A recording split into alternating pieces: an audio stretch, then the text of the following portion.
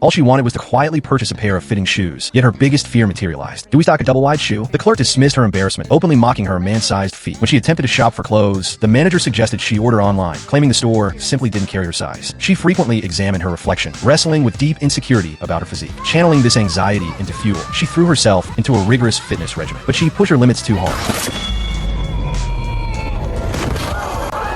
When Renee awoke in the locker room, she found herself completely transformed. Her arms were slender and toned, her thighs firm, and she even sported visible abs. Staring at her reflection, she was stunned by her sudden, dramatic beauty. What she failed to realize, however, was that only she could perceive this change. From that moment on, Renee's world flipped entirely. Walking down the street, she greeted other attractive women with newfound confidence. When construction workers whistled, she accepted it as a genuine compliment. If a man held the door, she felt it was a special, intentional gesture just for her. At the laundromat, a man asked for her queue number. She boldly gave him her actual phone number and invited him on a date. That evening at a bar, a bikini contest was underway. Before her date could even react, Renee was already on stage. She didn't imitate anyone. She simply danced with wild confidence and passion, turning the competition into her personal spotlight. Her energy captivated the entire audience, filling the room with applause and cheers. Her date watched, completely mesmerized by her radiant stage presence. The next day, Renee applied for a front desk role at the cosmetics company of her dreams. Although the interviewer politely stated she wasn't a good fit, Renee passionately articulated her deep love for fashion. This scene caught the attention of the female CEO, who immediately decided to hire her. At work, Renee was a constant source of sunshine and energy. When serving water, she thoughtfully added a straw so customers wouldn't smudge their makeup. She also offered innovative ideas for improving company products from the perspective of an everyday woman. Her sharp insights quickly earned the management's admiration. Soon, she was invited to speak at a major new product launch. Success would mean a promotion to product manager. Everything seemed perfect, but this was only the prelude to disaster. That night, while preparing her speech in the hotel, she suffered another accident.